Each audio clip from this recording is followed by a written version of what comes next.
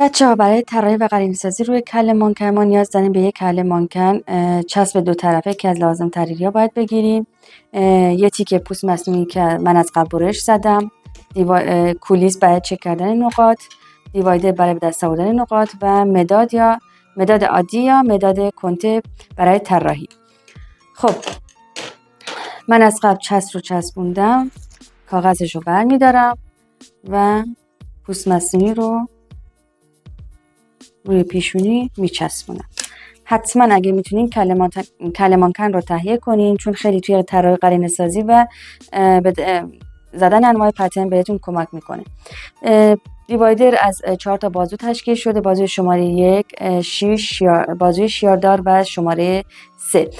دیوایدر رو به اندازه پهنای بینی کله مانکن باز میکنیم. از اینجا نمیاین اندازه بگیرید، دقیق از پره‌های بینی که به صورت چسبیده از اونجا اندازه میگیرین یا به اندازه مجرای اشکی چشم. دیوایدر رو باز میکنین بدون اینکه تکون بدین، برمیگردونین و میزنین روی پیشونی کله مانکن. بازوی شماره 6 خط میدلاین رو به من میده. گفتم خطی که صورت رو به دو قسمت مساوی تقسیم میکنه و دو تا بازوهای دیگه خطوط سر تاج از هر دو تا ابرو رو به ما میدن. خب این نقطه 1 ماست. خط رو ادامه میدم، امتداد. خب میتونین یا لبه دیوایدر رو یا اگه نخست بزنین روی این قسمت مثلثی شکل لب، این وسط لب از کنار پره بینی رد کنین و از کنار گوشه چشم رد کنین. با یه قوس رو به بالا دم ابرو رو به شما میده. دیوایدر رو باز لبه دیوایدر رو باز میذارم روی این قسمت مثلثی. این بار از وسط پره بینی دیوایدر رو رد میکنم و از وسط مردمک چشم رد میکنم و آرک ابروم رو به دست میارم. خب برای اینکه خطوطم دقیق باشه من از یه خطکش کمک میگیرم. خطوط سر تاجم رو به هم وصل میکنم. این نقطه 1 منه. 1 سانتی متر گفتیم میایم پایین و نقطه 4 هر دو تا تاج ابرو رو به دست میاریم. خب این میتونین این خط رو هم امتداد بدین. میتونین به کمک کولیس همین نقاط رو به این سمت هم انتقال بدین. کولیس رو باز میکنم من.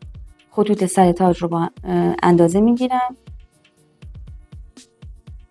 دقیقه از قسمت از شماره 1 که این باشه اندازه میگیرم تا آرک ابرو. دقیق باید همون اندازه ها رو اندازه بگیرید. نمیای این شکلی کار کنید.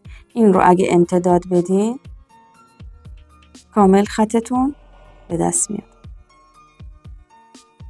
میذارم این طرف رو علامت میزنم. برای دم ابرو هم همین کار رو انجام میدم.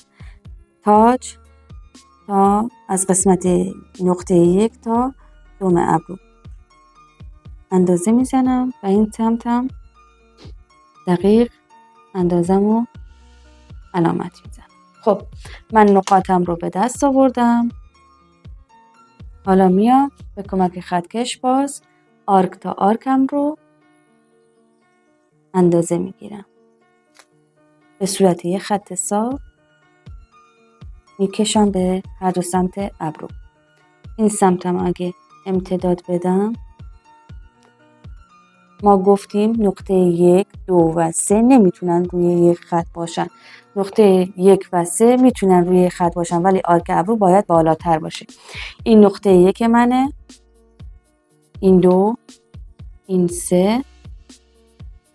حالا نقطه 4 از قسمت نقطه 1 سانتی میام پایین و نقطه 4 هم به دست میام. برای به دست آوردن نقطه 5 دیوایدرم رو اصلا تکون ندادم. بازوی شماره 1 رو میذارم روی نقطه 4 و بازوی شیاردار نقطه 5 رو به من میده. این رو هم اگه امتداد بدم قسمت تاج پایین کامل میتونم خطوط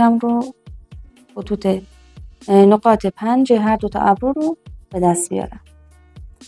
برای این سمت هم من یک کوچولو اینجا کج کشیدم. به کمک میکروبراش میتونین که این قسمت رو پاک کنین یا به کمک روغن بچه یا وازلین کامل پاک کنین، چون اگه سطح پوست مصنوعی لیز باشه مداد نمیتونه اون رو طراحی کنه. خب من پنجه ابروی سمت چپ رو به دست آوردم، این چپ باشه این راسته.